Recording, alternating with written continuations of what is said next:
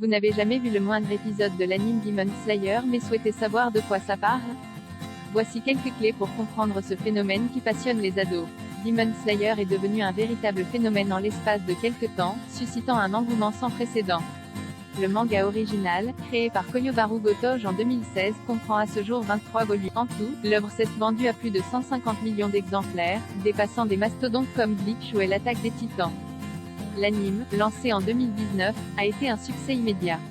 Après la diffusion de la saison 1, le studio Ufotable a travaillé sur un film, Le Train de l'Infini. Ce dernier est devenu numéro 1 au box-office japonais de tous les temps, dépassant La Reine des Neiges, Le Voyage de Chihiro ou Titanic. En France, il a réuni plus de 700 000 fans, un véritable triomphe pour un film d'animation japonais. De quoi ça parle? Depuis les temps anciens, il existe des rumeurs concernant des démons mangeurs d'hommes qui se cachent dans les bois. Pour cette raison, les citadins locaux ne s'y aventurent jamais la nuit. La légende raconte aussi qu'un tueur déambule la nuit, chassant ces démons assoiffés de sang. Depuis la mort de son père, Tanjiro a pris sur lui pour subvenir aux besoins de sa famille. Malgré cette tragédie, ils réussissent à trouver un peu de bonheur au quotidien.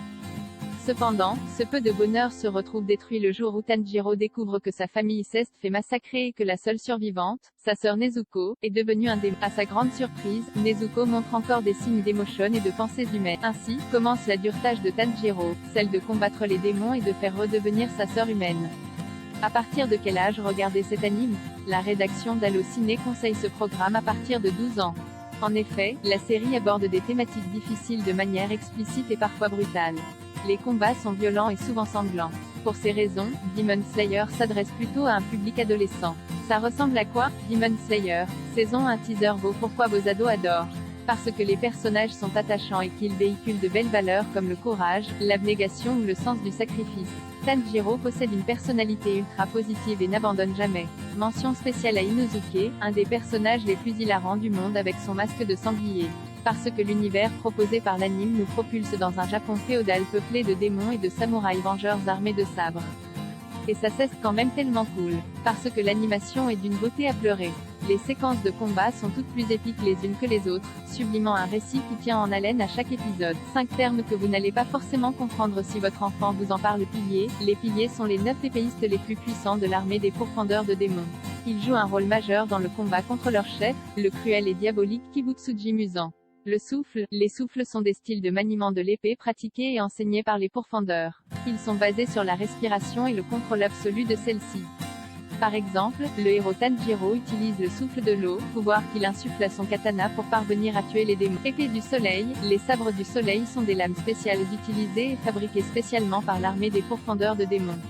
Elles sont forgées à partir d'un minerai unique qui absorbe la lumière du soleil, l'une des seules faiblesses des démons. Par conséquent, la décapitation par un sabre du soleil est l'un des seuls moyens pour un humain de tuer un des pouvoirs sanguinaires. Le pouvoir sanguinaire fait référence à des sorts ou des techniques que les démons de niveau supérieur peuvent lancer. Les spécificités de ces sorts sont uniques à chaque démon. Lune démoniaque. Les 12 lunes démoniaques forment un groupe de démons très puissants sous le commandement direct du seigneur Kibutsuji Muzan. L'anecdote qui va épater votre ado. Le film d'animation Le Train de l'Infini est le plus gros succès au box-office japonais avec plus de 28 millions d'entrées. En décembre 2020, les ventes autour de la franchise ont généré au moins de 170 milliards de yens, 2,6 milliards de dollars, de profit au pays du soleil levant. Au début de Demon Slayer, Tanjiro Kamado possède une marque de brûlure sur son front, un peu comme Harry Potter a sa cicatrice en forme d'éclair. Cette tache change de forme après l'arc de la sélection finale et sa rencontre avec le démon de la main.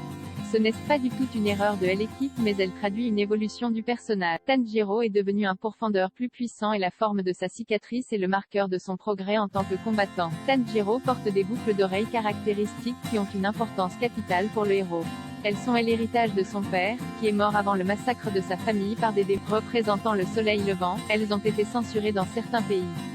En effet, ce symbole était utilisé par le Japon pendant la Seconde Guerre mondiale.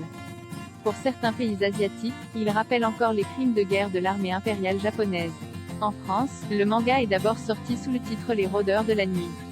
Les ventes étant catastrophiques, l'éditeur a changé son fusil d'épaule suite au triomphe de l'anime, reprenant le nom de Demon Slayer, avec le succès que l'on connaît. Dans la version française de Demon Slayer, Inosuke est doublé par Christophe Lemoine, comédien connu pour prêter sa voix à Cartman dans South Park. Pour voir cet animé et combien cela va vous coûter. Sur Netflix, Seulement la saison 1, à partir de 8,99 € par mois, Wakanim et Crunchyroll, 4,99 € par mois.